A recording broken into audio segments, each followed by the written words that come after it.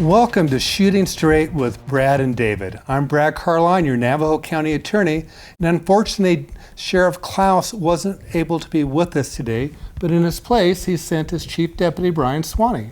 Hi, Brian. Thank you. Thanks, Brad. And our guest this month is Nicole Kester with the Navajo County Family Advocacy Center to talk about a program called No More. Nicole, thank you for joining us. Hi, thank you for having me. I see you even have a shirt on that says No More. I do. What exactly is No More? What kind of a program is it? For sure. So No More is a program that takes a stand against domestic violence and sexual assault, and it gives a place for survivors and allies of victims and survivors to show that support. So what exactly goes on during the No More week? Are there any activities that we're having in Navajo County? In Navajo County, we're just asking that individuals go to nomore.org to sign up and make the pledge for No More. What is the pledge? It's basically taking that stand against domestic violence and sexual assault and saying no more to this. So that's this pledge, and then they also have a Join the Chorus pledge, and it's basically the same thing, but there's a little list that has there's a little to-do list of things that you can do to help with that. So what are some of those things on that list of how people can help? Yeah, for sure. One of the best things is to learn the facts of domestic violence and sexual assault. What are they? So there are the statistics I can think of off the top of my head. 1 in 4 women are affected by domestic violence and sexual assault. So that's a very big number, and that's just on reported crimes. And we know that those are severely underreported types of crimes. And then that people who have been through domestic violence, they have a tendency to need a lot of support from individuals to help get them out of the situation and then help rebuild them from what has happened. Kind of a restart type thing, yeah. What are the things that are on the checklist that people can do? For sure. There is donating to organizations that assist with domestic violence and sexual assault. Do we have any of those in Navajo County? We do. The Navajo County Family Advocacy Center is one, and we have Alice's Place, which is a domestic violence shelter that's up in the northern part of the county, and then we also have the domestic violence shelter here, the Safe House in the southern part of the county. And is there a place where people can find out information about those if they want to donate or volunteer or otherwise help them? Yes. So there is the Reese Center. They have a resource list that lists all of those different entities. You can also go to ncfac.org, and we have some connections to those entities as well on our website. What other things can people do during No More week? Find their local domestic violence and sexual violence organizations and help to sign up to help and volunteer. And they can share their stories in the No More gallery if they're wanting to share those stories. So people, if they've been a victim themselves, they can share their stories? Mm-hmm. What will happen to those stories if they share them? So it goes on to like a community blog for other people to read those stories. So you have to be comfortable with sharing your story. And by sharing that story, they're also giving support to people who may still be victims and living this to understand that they're not alone. Can you share a story and remain anonymous? Or is it identify who you are? That I don't know. I could look that up. I'm sure it says everything in that message when you click on the link. There's a bunch of different links in the Join the Chorus to-do list, and if you click it, I'm sure it'll tell you what exactly. With your work through the FAC, the Family Advocacy Center, have you found that people sharing their experience and what happened to them helps them?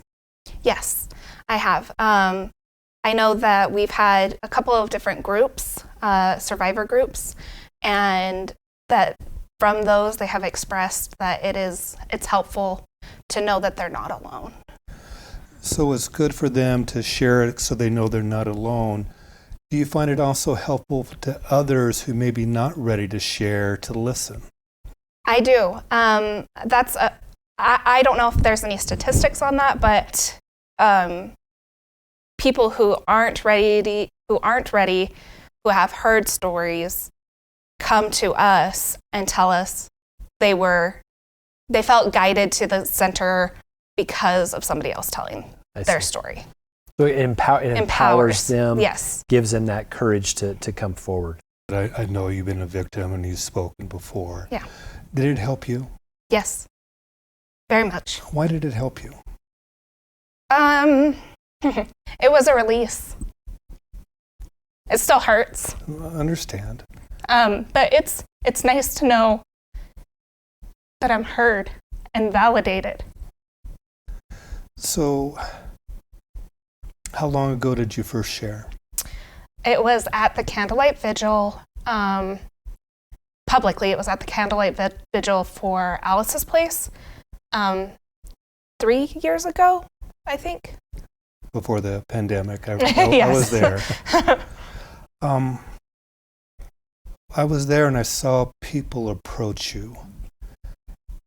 What type of things were they saying and how did that impact you? Yeah. They said, thank you for sharing. They said, you're very strong. And you are. They said, some of them told me their stories afterwards of what had happened to them. So I think it empowered them to feel safe. And how did that make you feel that they now felt comfortable enough, often probably sharing for the first time themselves, what happened? I felt good to know that what happened to me could help someone else. And that they felt confident enough and not afraid to be able to start their healing process. Sounds like you're describing yourself too. Yeah. Is it tough for you to work at the Family Advocacy Center dealing with people that have gone through things that you have and sometimes more? Yes, it can be. How do you deal with it then? Really, self-care is the only way that anybody can handle the work that we do, and that's anyone. If you add on top of it additional trauma, not working through that trauma can be detrimental. So, working through your own trauma as well. But do you also find it strengthening you to be able to help others? Oh, or maybe there's I love being able to help others. I love being able to give back. I love that we have such amazing organizations in Navajo County who truly care about the victims. So would you encourage others who may have been victims when they're ready to volunteer? Oh, yeah, of course. Volunteer, come help, do what you can, do your part. It definitely has a healing aspect to it. So if they want to volunteer, how would they contact the Advocacy Center or one of the safe houses? I know that you can contact the Advocacy Center by calling us or going to our website, ncfac.org, and there's a volunteer section, get involved, and there's a step-by-step process there. For the domestic violence shelters, you could call them and see if they have any availability for volunteers. Some of the volunteers that you do have or that you look for, what type of work do they do? It really depends on what they're comfortable with. And we do background checks. We need fingerprint clearance cards for certain volunteer activities.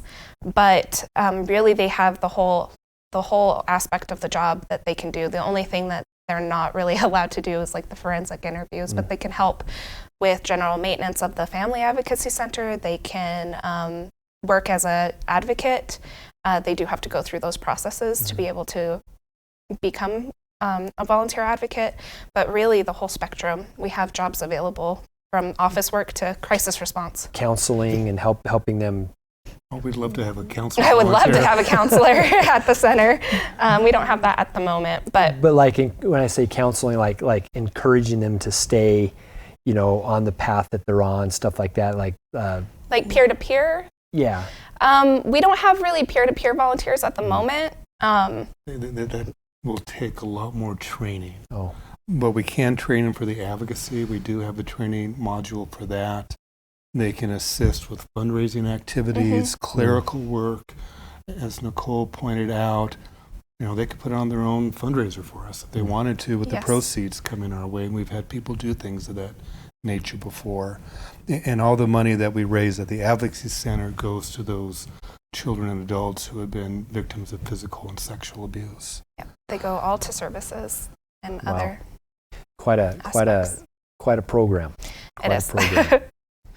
Yeah. So the No More program, I'm gathering that's a national program. It is. It's a nonprofit, and it is national. Are we trying to get things like this into our schools so that, we hear teen dating violence and other things, so that they know that there's people there to help them and they feel more comfortable in speaking up, that they'll be believed? Yes, I've actually been working very closely with our health department on getting into the schools with them and providing programs of body safety, teen dating violence, and knowing the red flags for teen dating violence and how to get help. So the FAC does more than just assisting those that are victims. They try to educate those before they can become a victim. Right. It's our belief, at least my belief, I think it's everyone's belief at the FAC, that you have to have both ends of the spectrum to really eradicate those types of abuses. Going back to the No More and the task list, it sounds like we've been encouraging people to share their stories. Right. And thank you for sharing yours. I know it was tough. What other things are they encouraging people to do? Getting your employers involved. So how can an employer get involved? There are, they have a campaign for the workplace, and it's basically a sign up again, and they're displaying the posters at their workplace about No More and ending domestic violence and sexual assault. So really it's just visual aids. And I know that in the county we have a Wear Purple Day. We do. For that, so that's something else that a business could do, encourage their employees to wear purple and get the conversation going, because it needs to be discussed and not hidden in the shadows. Right. Other type of things. Let's see, sorry. Learning about consent, what consent is, how it looks like, teaching your children about consent, and not just consent as in yes, but like a mutually amazing consent. It's not just a yes, it's an enthusiastic yes. Okay. Anything else you want to share about No More that you think our audience and our citizens should learn about? If you see something, say something, address it. Don't let it be hidden in the shadows. And if you're in a situation where this has happened to you, don't be afraid to come forward. We're here to help, and we want to give you the best support that we can. Okay. And if they want more information on No More, you said it was nomore.org. Yes. And if they want to find out more information locally, they can go to the Family Advocacy Center website, which was ncfac.org. That's correct. The acronym for Navajo County Family Advocacy Center. That's correct. So thank you for joining us this month for Shooting Straight with Brad and David, and please stay tuned for this month's Most Wanted. Dinkin Storm Brewer has a valid and confirmed felony warrant for failure to appear on original charges of possession of dangerous drugs and possession of drug paraphernalia. Dinkin's last known address was Pine Top, Arizona. If you have any information on the whereabouts of Dinkin, please call Navajo County Communications Center at 928-524-4050, or to remain anonymous, please call WeTip at 1-800-78-CRIME.